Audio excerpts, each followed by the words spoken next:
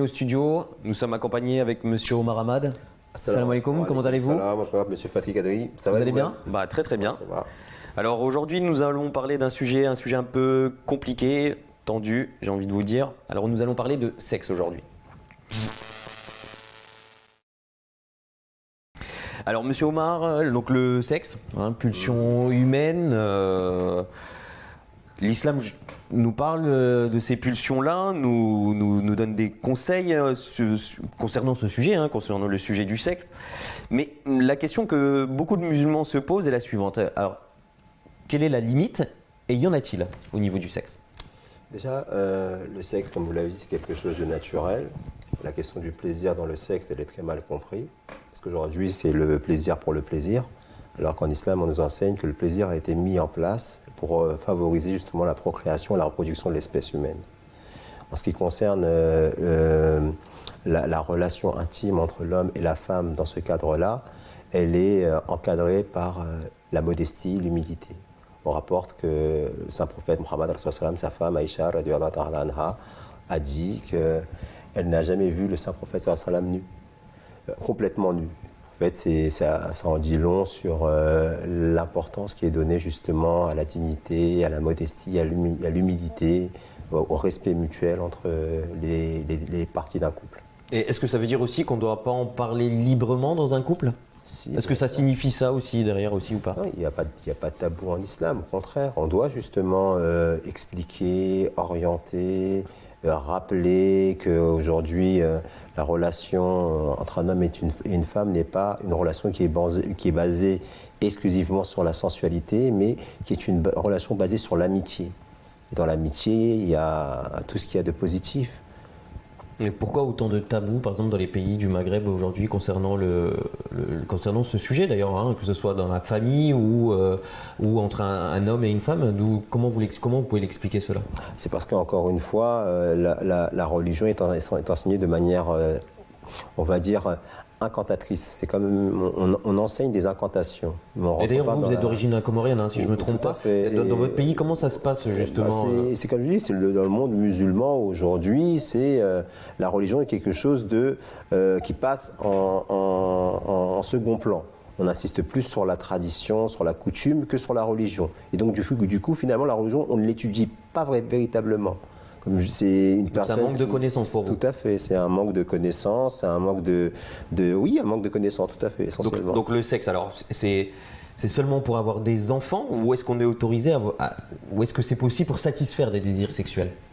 Bien, comme je vous l'ai dit, la question du plaisir aujourd'hui, elle a été mise en place pour favoriser ce but essentiel qui est de la reproduction. Donc maintenant, le Coran enseigne que l'homme est un vêtement pour la femme et la femme un vêtement pour l'homme. C'est-à-dire qu'il y a une complicité essentielle dans le couple, mais qui ne passe pas forcément essentiellement par l'essence. D'ailleurs, on voit très bien aujourd'hui que les couples se séparent beaucoup à partir du moment où ils restent focalisés sur cette question-là. Donc le plaisir, oui, mais le plaisir pour le plaisir, non. D'accord. Donc, est-ce qu'il est… Alors, je vais continuer un petit peu sur ce que vous venez de dire. Est-ce que dans ce cas-là, il est autorisé d'avoir des fantasmes sexuels? Est-ce qu'on est autorisé à avoir ce genre de fantasme ou pas? Si ça reste dans le cadre de la limite dont on a parlé lors de la première question, le cadre de la modestie, l'humilité, la pudeur, la décence, le respect mutuel. Donc, on serait autorisé à en avoir et à les réaliser alors? Dans ce cadre-là qui est bien défini. Tout à fait. Tout à fait. Alors un des problèmes, on va continuer un petit peu avec dans le monde musulman, un problème dans le monde musulman actuellement, c'est l'utilisation de tout ce qui est protection lors des rapports sexuels. Que dit l'islam par rapport à cela? On sait que au niveau le pape par exemple a plusieurs reprises déclaré qu'il n'était pas d'accord par rapport à cette protection-là. Que dit l'islam vis-à-vis de cela? L'islam encourage effectivement à ce que les couples aient des enfants. Ça, c'est important. Avoir des enfants, c'est essentiel pour, encore une fois, la reproduction de l'espèce, pour agrandir la communauté. Cela dit, il est important aussi de se rappeler qu'on met des enfants au monde, c'est pour aussi leur donner une bonne éducation. Or, faire comme ça des enfants sans contrôle, alors qu'on n'est pas capable de pouvoir leur donner toutes les conditions nécessaires pour qu'ils puissent s'épanouir dans la société et être des citoyens responsables, l'islam ne l'encourage pas non plus.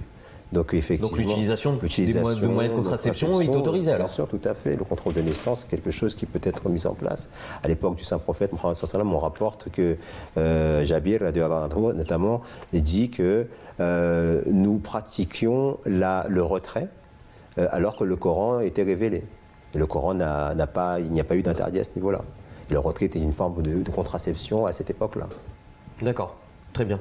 Et donc, on a tout ce que vous venez de dire là. Pourquoi il persiste au niveau des gens et au niveau du stéréotype que dans la religion musulmane, il est interdit d'utiliser ces moyens de contraception, les préservatifs par exemple? Parce qu'il y a beaucoup d'enseignements qui sont très mal compris, notamment ce que j'ai évoqué tout à l'heure, à savoir qu'il y a des versets et même des hadiths qui parlent justement de l'importance de procréer, de reproduire l'espèce, mais en même temps on prend ces enseignements-là, on les sort du contexte et on se focalise uniquement là-dessus. Pourquoi on oublie cette responsabilité? Parce qu'au final, dans le message que vous venez de donner, ce que j'ai le plus apprécié là dans le message que vous venez de donner, c'est que vous venez de dire quelque chose qui est très, très, très fort quand même.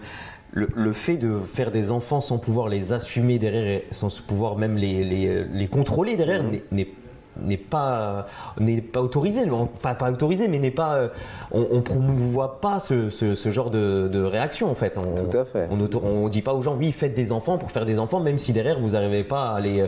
Et justement au contraire c'est dans ce cas-là où on peut se dire on va utiliser des moyens de protection, alors qu'on a l'impression qu'au jour d'aujourd'hui dans le monde musulman on se refuse carrément à ce genre de choses, alors que vous nous dites de telles choses. C'est beaucoup lié à l'ignorance malheureusement. À ce point-là. C'est beaucoup lié à l'ignorance, tout à fait. Comme je vous l'ai dit, aujourd'hui, la religion, même dans les pays musulmans, elle se cantonne à célébrer des mariages, faire des baptêmes, faire la prière du décès, la prière funéraire. Mais en dehors de ces choses-là, il y a très peu d'enseignements qui sont donnés. Voilà, tout à fait. Et justement, donc, je vais une dernière question. Là, je parle du mainstream, de la population musulmane lambda. Oui, le gros du noyau, en quelque sorte. Le gros du noyau, justement, c'est eux, surtout dans les pays musulmans, qui n'ont pas forcément accès. Donc, une dernière question sur les moyens de protection. Donc il y a pas mal d'universitaires qui font, du moins qui interdisent les moyens de protection parce qu'ils font valoir ce qu'on appelle le qatlul awlad, donc tuer la progéniture. Est-ce que cela est vrai? Il y a un verset qui parle de cela, mais qui parle d'un contexte bien précis, à savoir qu'il y en a qui se refusent à avoir des enfants par peur de la pauvreté. Ils s'estiment pas suffisamment aisés pour pouvoir mettre des enfants au monde.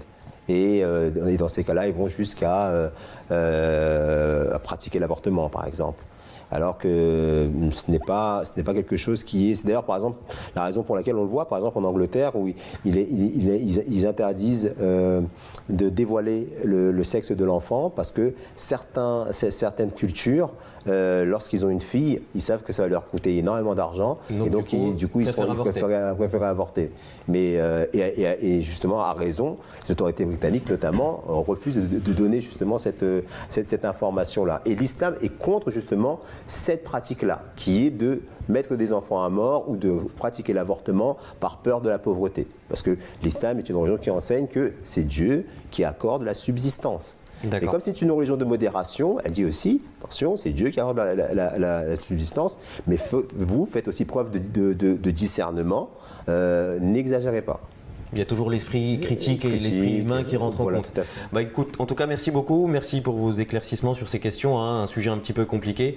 Et à très bientôt, Inch'Allah. Merci beaucoup. Salam alaikum.